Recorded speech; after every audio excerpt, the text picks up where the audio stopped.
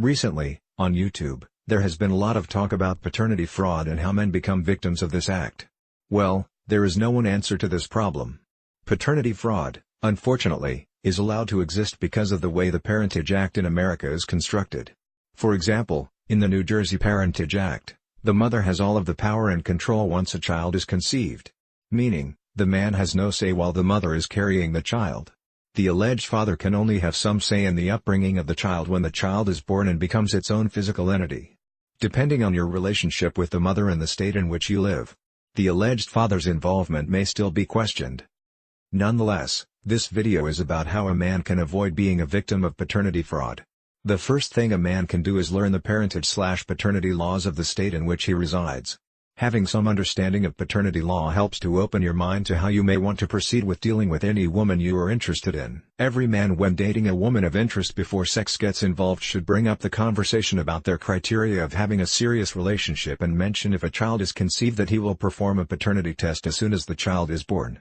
After you mention this, it is important that you pay attention to her response and body language. This will be an excellent gauge for a man to consider whether he should move forward with this woman. Most women that I have encountered answer this question honestly. The truth of the matter is, they do not like the fact that I am hell-bent on paternity testing a child as soon as he or she is born.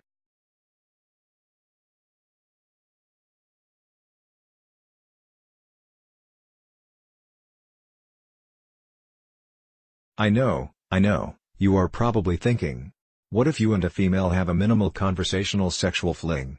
Since we are in the doing me, let's get it in. Let's not conversate era. How can a man avoid paternity fraud if a child is conceived in this circumstance? If a child is conceived, do not sign the voluntary acknowledgement of paternity form. Insist that you perform a paternity test before signing anything. Because of the circumstance of how you and the woman conceived this child, it is important to remember, you do not have to sign this form.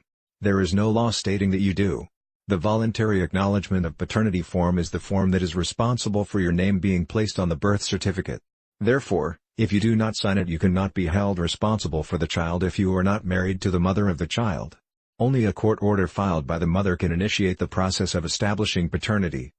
The next thing a man can do is stop allowing their paternal emotions to get the best of them and try to use more logic when at the hospital for the birth of their alleged child. I know this is easier said than done, but it is important to note that federal government researchers call this moment when a man first meets a child he believes to be his own at the hospital the magic moment.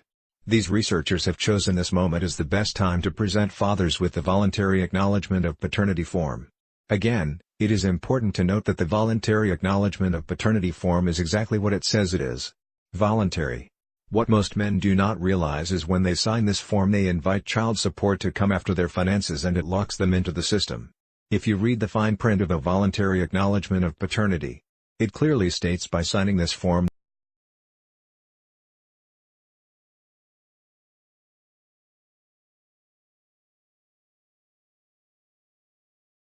there will be consequences for signing this form. If most men read the fine print, they would probably think twice before signing a voluntary acknowledgement of paternity.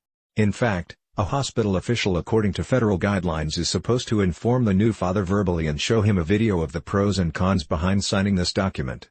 In most instances, so I have been told by several men over the years that they signed the document without reading the voluntary acknowledgement of paternity, and the hospital also did not mention the pros and cons of signing the voluntary acknowledgement of paternity document. They only mentioned the pros. Now you're probably asking yourself, why some hospitals function this way with men? Well, the hospitals must follow the state's protocol, in which the state receives this protocol from the federal government. Sometimes, the staff at the hospital may be negligent in terms of following the federal protocol completely.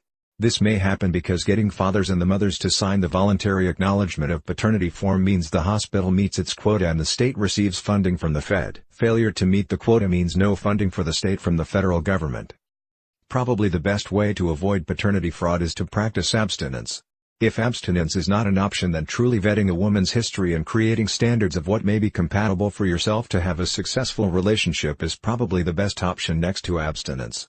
Another deterrent to being accused of paternity fraud should be consequences most females receive, which in most instances is none.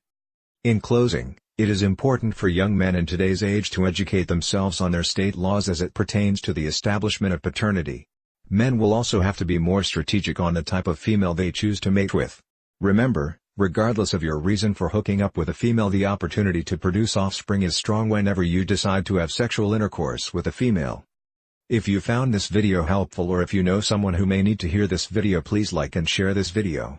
Also, you can click the link in the description to read our article on paternity fraud and how to avoid being accused.